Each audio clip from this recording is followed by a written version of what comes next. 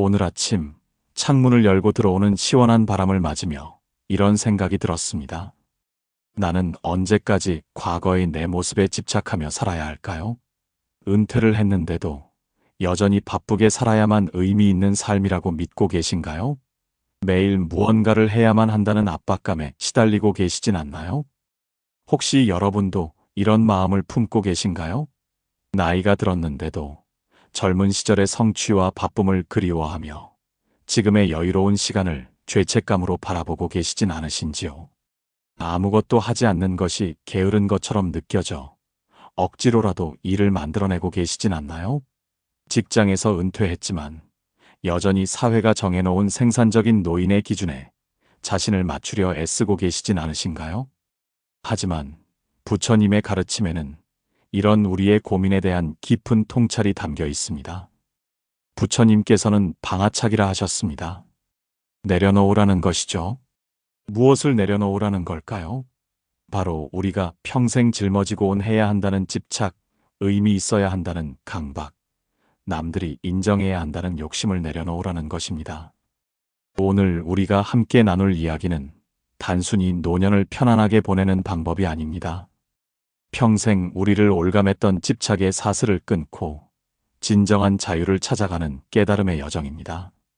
부처님과 제자들의 대화를 통해, 그리고 우리 시대의 지혜로운 어른들의 이야기를 통해 노년에 찾아오는 진정한 행복의 의미를 함께 발견해 보시기 바랍니다. 어느 따스한 봄날, 중림정사에서 한 늙은 제자가 부처님께 찾아와 무릎을 꿇고 여쭈었습니다. 세존이시여, 저는 이제 머리가 희끗희끗해지고 몸도 예전 같지 않습니다. 그런데 마음은 여전히 젊었을 때처럼 무언가를 이루고 싶어 합니다. 아무것도 하지 않고 있으면 불안하고 쓸모없는 사람이 된 것 같아 괴롭습니다. 어떻게 해야 이 마음을 다스릴 수 있을까요? 부처님께서는 따뜻한 미소를 지으시며 천천히 말씀하셨습니다.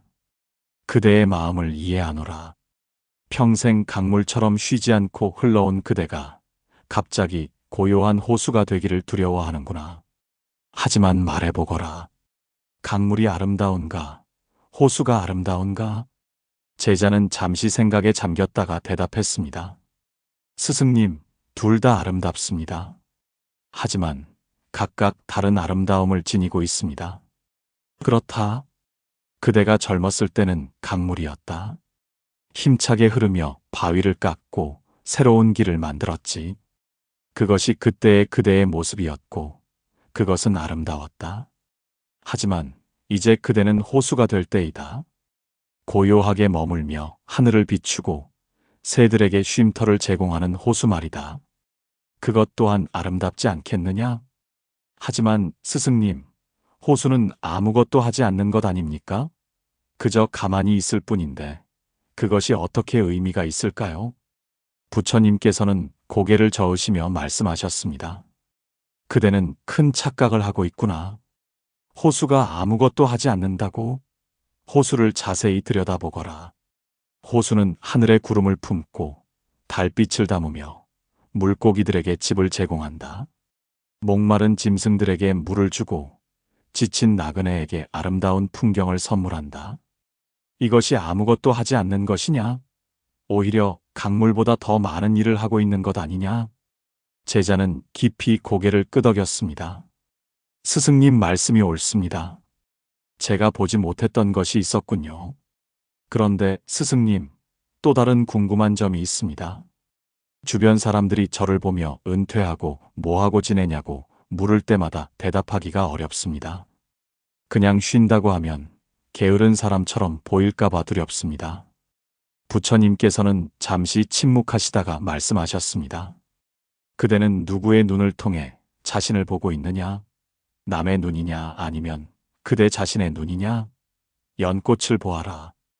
연꽃이 진흙 속에서 피어날 때 다른 꽃들의 시선을 의식하느냐? 아니다. 연꽃은 오직 자신의 본성에 따라 피어날 뿐이다. 그대도 마찬가지다. 남의 기준에 맞추려 하지 말고 그대의 본성에 따라 살아라. 하지만 실제로는 어떻게 해야 할까요? 매일 아침 일어나면 무엇을 해야 할지 막막합니다. 부처님께서는 자비로운 눈빛으로 제자를 바라보시며 말씀하셨습니다. 매일 아침 해가 떠오르듯 그대도 자연스럽게 일어나라. 그리고 스스로에게 물어보라. 오늘 내 마음이 진정으로 원하는 것은 무엇인가? 어떤 날은 그저 하늘을 바라보고 싶을 것이고, 어떤 날은 오래된 친구를 만나고 싶을 것이다. 그것을 따르면 된다. 그것이 바로 자유이고, 그것이 바로 깨달음의 시작이니라. 그래도 여전히 마음 한구석이 불안합니다. 정말 아무것도 하지 않아도 괜찮을까요? 부처님께서는 따뜻하게 웃으시며 말씀하셨습니다. 그대여, 숨을 쉬는 것이 아무것도 하지 않는 것이냐? 마음이 평화로운 것이 아무것도 하지 않는 것이냐? 그대가 평화롭게 있는 것만으로도 주변 사람들에게 안정을 준다. 그대가 미소 짓는 것만으로도 세상에 따뜻함을 더한다. 이것이 어찌 아무것도 하지 않는 것이겠느냐? 오히려 이것이야말로 가장 위대한 보시가 아니겠느냐? 5가지 노년의 지혜. 첫 번째 지혜, 방아착의 미학. 내려놓음이란 포기가 아니라 선택입니다. 평생 우리는 무언가를 쥐고 살았습니다. 직책, 책임, 의무, 체면. 이제는 그것들을 하나씩 내려놓을 때입니다. 마치 무거운 짐을 하나씩 벗어놓듯이 말이죠. 처음엔 허전할 수 있습니다. 하지만 곧 깨닫게 될 것입니다. 그 빈자리에 평화가 찾아온다는 것을. 예를 들어 매일 아침 신문을 읽으며 세상일에 분개했던 김 어르신은 이제 신문 대신 창밖의 새소리에 귀를 기울입니다. 세상은 내가 걱정한다고 바뀌지 않더라고요. 차라리 내 마음의 평화를 지키는 게 낫겠다 싶었어요. 오늘날 우리는 정보의 홍수 속에 살고 있습니다. 뉴스, SNS, 각종 걱정거리들. 하지만 노년에는 이런 것들로부터 적당히 거리를 두는 지혜가 필요합니다. 모든 것을 알아야 할 필요도, 모든 것에 관여해야 할 필요도 없습니다. 두 번째 지혜, 느림의 축복. 급할 것이 없다는 것. 이것이 노년의 특권입니다. 천천히 걸어도 되고, 천천히 먹어도 되고, 천천히 생각해도 됩니다. 부처님께서는 보행선을 강조하셨습니다. 걸을 때 오직 걷는 것에만 집중하는 수행이죠. 발이 땅에 닿는 감각, 바람이 얼굴을 스치는 느낌, 이런 작은 것들을 온전히 느낄 수 있는 것이 바로 느림의 선물입니다. 박할머니는 매일 동네 한 바퀴를 도는데 1시간이 걸립니다. 젊을 땐 10분이면 충분했죠. 하지만 지금은 꽃도 보고 하늘도 보고 이웃과 인사도 나누며 걸어요. 같은 길인데 매일 새로운 것을 발견해요. 현대 사회는 속도를 미덕으로 여기지만 진정한 행복은 느림 속에 있습니다. 차를 천천히 우려 마시고 햇살을 천천히 느끼고 추억을 천천히 되새기는 것. 이것이 바로 노년의 명상입니다. 세 번째 지혜, 감사의 일상화. 매일 아침 눈을 뜰 수 있다는 것, 숨을 쉴 수 있다는 것, 가족의 얼굴을 볼 수 있다는 것. 이 모든 것이 기적입니다. 부처님께서는 지족을 말씀하셨습니다. 가진 것에 만족하고 감사할 줄 아는 마음이죠. 노년에는 더 이상 무언가를 추구하기보다 이미 가진 것의 소중함을 깨닫는 시간입니다. 이 어르신은 매일 저녁 감사일기를 씁니다. 오늘도 무릎이 아프지 않아. 감사. 아내가 끓여준 된장국이 맛있어서. 감사. 손자 녀석 전화와서 감사.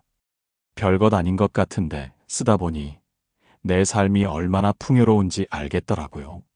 감사는 마음의 렌즈를 바꾸는 것입니다. 부족한 것이 아니라 충만한 것을 보는 눈. 없는 것이 아니라 있는 것을 세는 마음.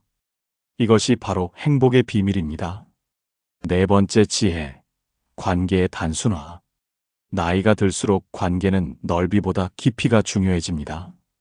수많은 지인보다 마음을 나눌 수 있는 몇 명의 벗이 더 소중합니다. 부처님께서도 선우를 강조하셨습니다. 좋은 벗과 함께하는 것이 수행의 전부라고까지 하셨죠. 최 할아버지는 친구 관계를 정리했습니다. 예전엔 경조사다 뭐다 바쁘게 다녔죠. 이제는 정말 마음 통하는 친구 넷만 남았어요.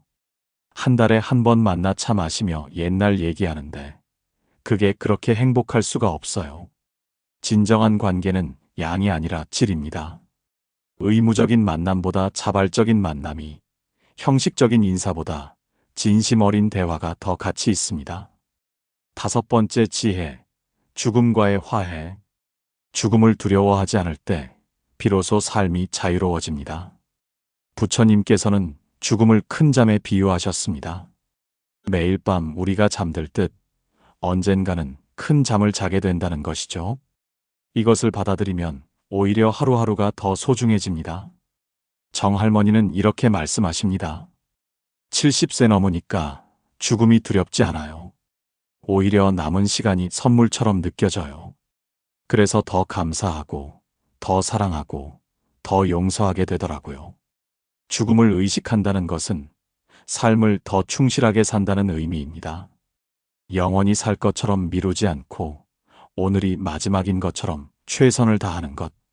이것이 바로 죽음이 주는 역설적 선물입니다. 서울에 사시는 73세 김어르신의 하루를 소개해 드리겠습니다. 은퇴한 지 8년 된 분인데 처음 3년은 정말 힘드셨다고 합니다. 뭔가 해야 한다는 압박감에 이것저것 시도했어요. 카페도 차려보고 부동산도 알아보고. 그런데 다 실패했죠. 그때 절에서 만난 스님이 그러시더라고요. 왜 자꾸 뭔가 하려고 하세요? 그냥 사는 것도 수행입니다. 그 말씀을 듣고 김 어르신은 완전히 다른 삶을 선택했습니다. 아침 6시에 자연스럽게 일어나 절에 가서 108배를 합니다. 처음엔 10배도 힘들었는데 이제는 108배가 하나의 기도처럼 느껴져요. 오전에는 동네 도서관에서 불교 서적을 읽고 점심은 절에서 공양을 합니다. 오후에는 손자들 학교를 도와주지만 일주일에 3일만 합니다. 나머지 시간은 온전히 제 시간이에요. 명상도 하고 사경도 하고. 특히 인상적인 것은 김 어르신의 경제관입니다. 연금 130만 원으로 충분해요. 절에서 공양하면 점심값이 절약되고 차 대신 걸으니 기름값도 안 들고 옷도 새로 안 사요. 깨끗하게만 입으면 되죠. 돈은 쓸 만큼만 있으면 돼요. 그것보다 중요한 건 마음의 평화예요. 또 다른 사례는 부산의 68세 이 어르신입니다. 고등학교 교사로 정년퇴직한 후 우울증을 겪었습니다. 매일 아침 출근할 곳이 없다는 게 그렇게 허전할 수가 없었어요. 내가 쓸모없는 인간이 된 것 같았죠. 하지만 불교 명상 프로그램을 만나면서 달라졌습니다. 처음엔 가만히 앉아 있는 게 고역이었어요. 5분도 못 견디겠더라고요. 그런데 스님이 그러시는 거예요. 아무것도 하지 않는 것도 하나의 행위입니다. 그것도 아주 위대한 행위죠. 그 말이 위안이 되더라고요. 지금 이 어르신은 명상 모임을 이끌고 있습니다. 제가 가르치는 게 아니라 함께 앉아 있는 거예요. 그것만으로도 서로에게 힘이 되거든요. 놀라운 것은 우울증이 완전히 사라졌다는 것입니다. 바쁘게 살 때는 몰랐는데 멈추고 나니까 보이는 게 많아요. 나 자신도 세상도 다 새롭게 보여요. 오늘 우리가 함께 나눈 이야기의 핵심은 이것입니다.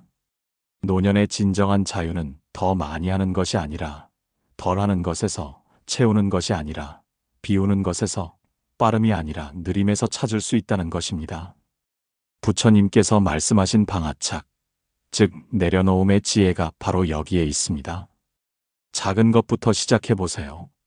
내일 아침 알람 없이 자연스럽게 일어나 보세요. 서두르지 말고 천천히 아침을 드세요. 창밖을 바라보며 5분만이라도 아무 생각 없이 앉아 있어 보세요. 이것이 바로 시작입니다. 오늘부터, 지금 이 순간부터 조금씩 내려놓고 조금씩 비우고 조금씩 느려져 보세요.